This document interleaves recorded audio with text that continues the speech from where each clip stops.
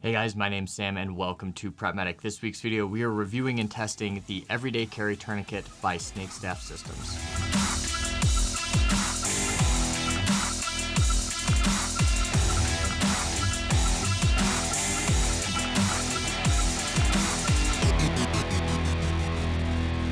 So I've received well over 100 comments and DMs asking me to review and test the Everyday Carry Tourniquet by Snakestaff Systems. This is a brand new tourniquet on the market, was just developed and released, and it is specifically designed for everyday carry. Now, if you've been a fan of this channel for any amount of time, you know that I am a huge proponent of everyday carry. That's like a huge portion of what this channel is dedicated to. So it is pretty cool that there is something on the market for massive hemorrhage and medical intervention that is specifically designed to be compact and portable and carried with you every day. In the past, if we really wanted compact tourniquets, we would have to compromise to a non-windlass style such as the SWAT T or, heaven forbid, the RATS tourniquet. But this option kind of splits the difference. It gets a form factor or at least a functionality similar to the CAT tourniquet while maintaining a very, very low profile. So for this video, I went and I tested the ETQ as well as the ETQ wide with Sean Herring from We Like Shooting. And we really put this tourniquet through its paces to see if it would function similar to a CAT tourniquet and other COTCCC recommended tourniquets on the market right now.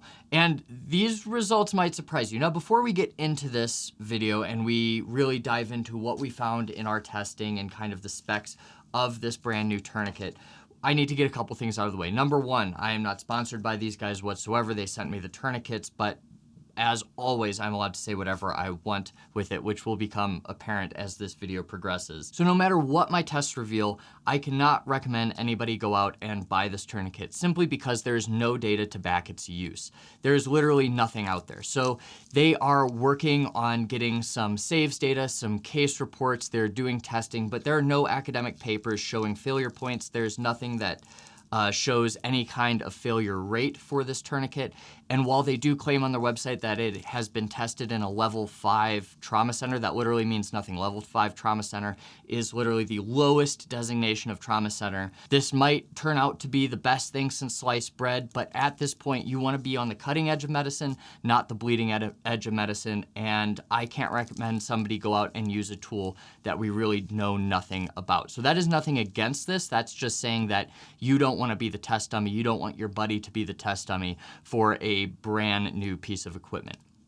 With that out of the way, let's get into the video. So first and foremost, the specs on this tourniquet. This tourniquet is a windlass style tourniquet similar to a CAT, Softy Wide, or SAM XT. Which means that it has a mechanical advantage, which is a huge thing to look for in a tourniquet because just something that you cinch down, such as a belt or those really stupid stat tourniquets that came out that were a cinch down, those do not occlude blood flow well, especially to lower extremities. You will notice with this is significantly smaller than the CAT tourniquet. So up here, I think they say it's about 50% smaller, and I buy it 100%. It's also significantly lighter than anything else out on the market that has this type of functionality. So if we take a look at the CAT tourniquet is coming in at 2.8 ounces, and this guy is coming in at 1.2 ounces. And if we compare that to the SOF, that's 4.7 ounces, and the SAM XT is 3.8 ounces. So super, super light, super thin. Even with the flat folded Softy Wide, this guy is still significantly smaller.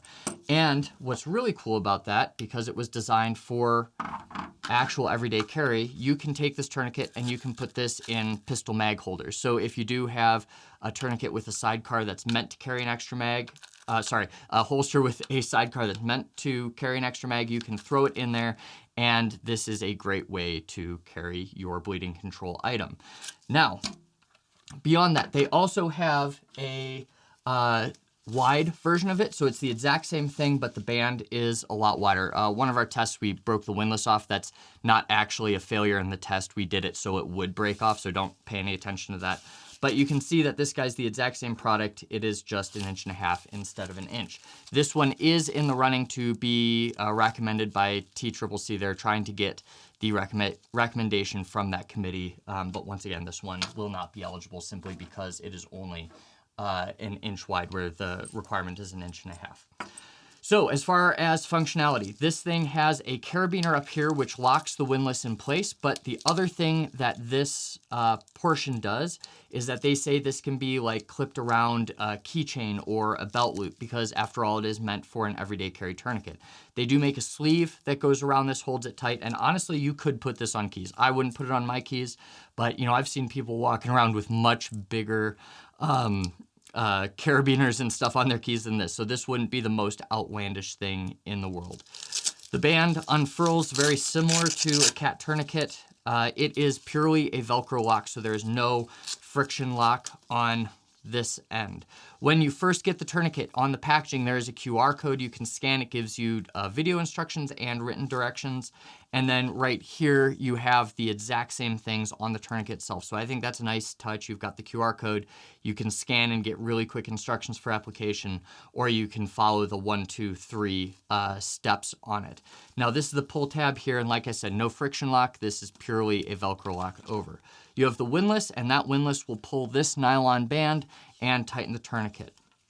To secure it, like we talked about, it's got the carabiner on the top, which they say will keep this from becoming dislodged accidentally. And then you have a chem light, aka a glow stick, on the side. And the theory is when you apply this, it will crack the glow stick, it will start to glow, and then you can see it better in a dark environment. These are one-time use, and they say it's one-time use on the website, but you can replace the chem light right here. You take an Allen key, pull that out. You can buy replacements here, slide one in. I'd imagine that's for training, because if they are billing this as one-time use, you shouldn't be, doing it over and over again. That being said, I don't really think this chem light's needed for training, so I don't really see the usefulness in that feature. And honestly, besides being able to clip it onto things, this clip also feels a little bit unnecessary, simply because, as far as I know, there hasn't been failures of the cat tourniquet of the windlass coming out of those brackets. So let's talk about a couple other things that are unique with this tourniquet, specifically the smaller one instead of the wide one. So this is 1 inch thick. And generally speaking, you want a wider tourniquet, because the wider the tourniquet is, the less occlusion pressure you need. Simply put, this is why we don't use shoelaces or any kind of strap or rope for a tourniquet, because the wider it is, we don't have to put as much pressure on the leg. That's going to reduce pain significantly. It's also going to reduce any kind of tissue damage under the tourniquet. And while pain mitigation doesn't seem like a big deal when you are with somebody for, half an hour, 2 hours with a tourniquet in place, that pain is going to become a bigger and bigger deal, because they're going to be trying to get this off their leg. So one of the things they do talk about, and I actually agree with them here, is that while 1.5 inches is recommended by the Committee for Tactical Combat Casualty Care, here we've got the cat tourniquet, and you can see the cat tourniquet's 1.5 inches wide. The internal band for the cat tourniquet, which you can see up here on the windlass, is actually only 1 inch wide, and that's what actually pulls the pressure on the leg. So while the extra fabric here will provide some diffusion of that pressure, in actuality, what's actually pulling that tension is 1 inch wide. So that's for the cat tourniquet, which this is most closely compared to, because it functions the most similar to this guy, which is one of the most popular tourniquets on the market.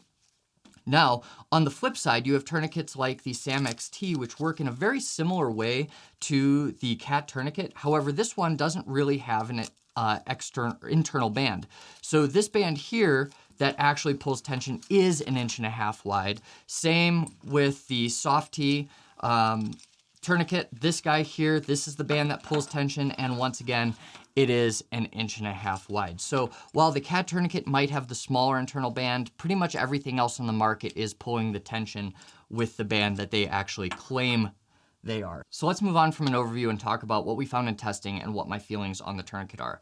When I first got the packaging, I thought the QR code was a nice touch. The instructions were a nice touch. Pulling it out of the packaging, I feel like it is very, very light, and honestly, it feels cheap in the hands. Now, that doesn't mean anything with modern materials, which they definitely use in here.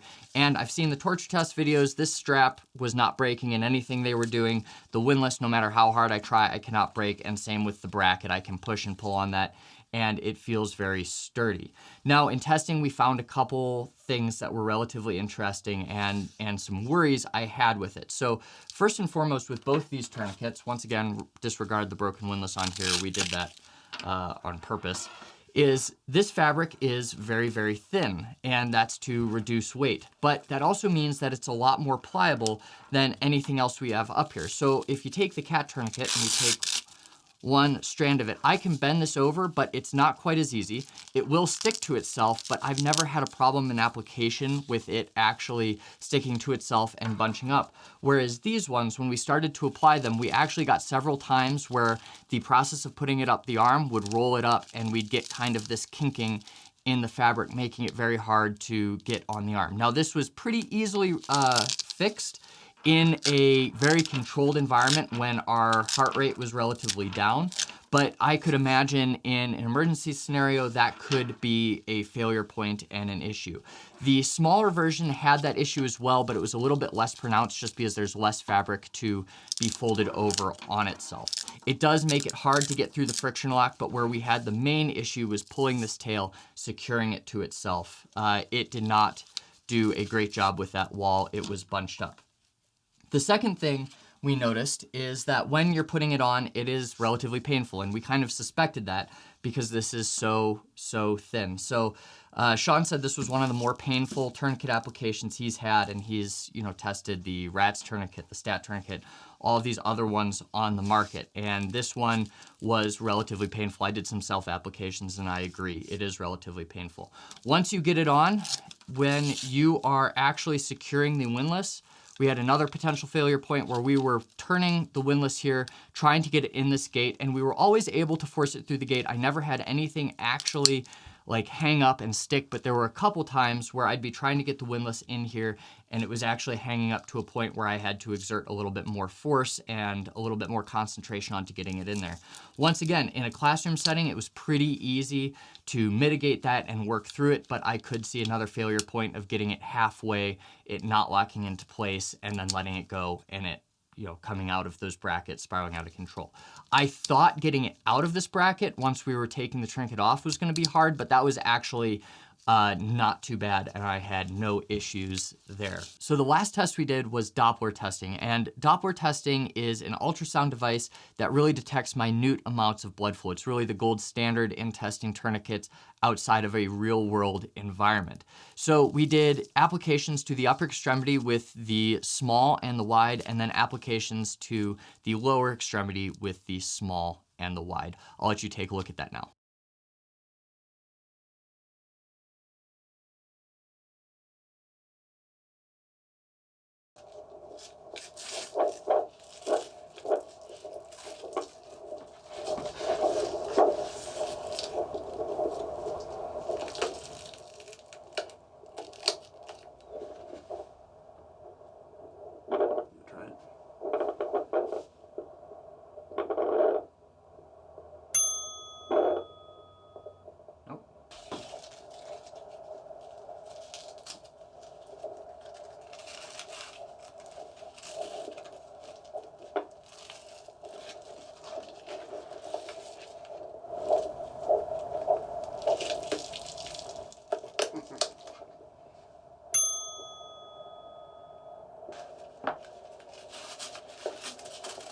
Don't be afraid, you can cinch it down.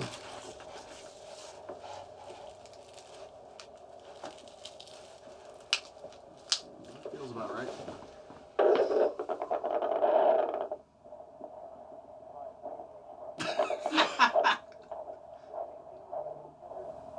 Just tell the pulse. Mm-hmm.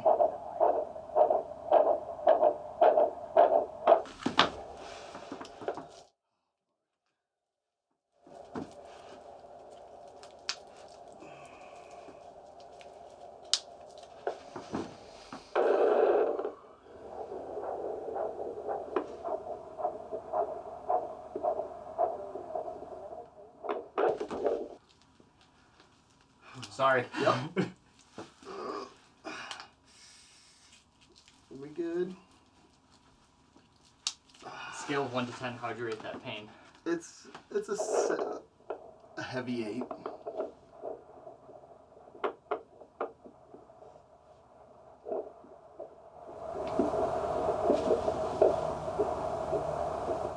I still have a little pulsation. No, I'm not tightening anymore on you. It's just like the tissue just hurts right there too. Oh, yeah. It's rough. Oh, there you go. The glow stick cracked. Cool. Scale 1 to 10. 9.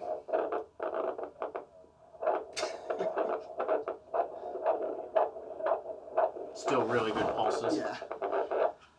Sorry. You're good.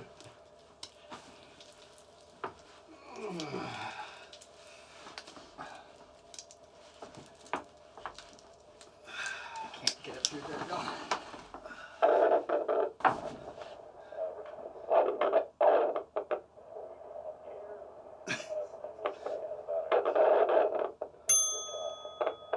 Nope, we lost pulses there. So as you saw, we had a failure with the wide version of this tourniquet, not the thinner one, which was surprising to me. I thought we'd have the failure here just because of the occlusion pressures required to tighten this up. I do not know where that failure came from. I had it pretty tight on the initial tightening. I turned the windlass as directed, and we just were not able to get blood flow. Conversely, we did an application with the cat on the other leg immediately following that one with very similar parameters. It was able to stop blood flow much faster with much less pain, despite the fact that the internal band on this, in theory, is the same size as the smaller version of the Snakestaff Systems tourniquet. Now, there's going to be some YouTube experts out there saying, well, hey, you did this minute thing wrong, you don't know what you're doing. I do have hundreds of applications of tourniquets, both in the simulated environment and in the real world. And what I'll say is that if a small thing was able to derail the tourniquet and cause a failure in the classroom, that's going to be multiplied tenfold in the field when you're doing this on real life patients.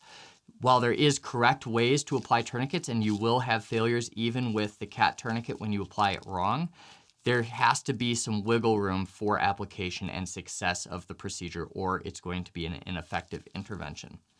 So that's really all I have for this video. If you have any questions, please leave them in the comments down below, and I will see you next week.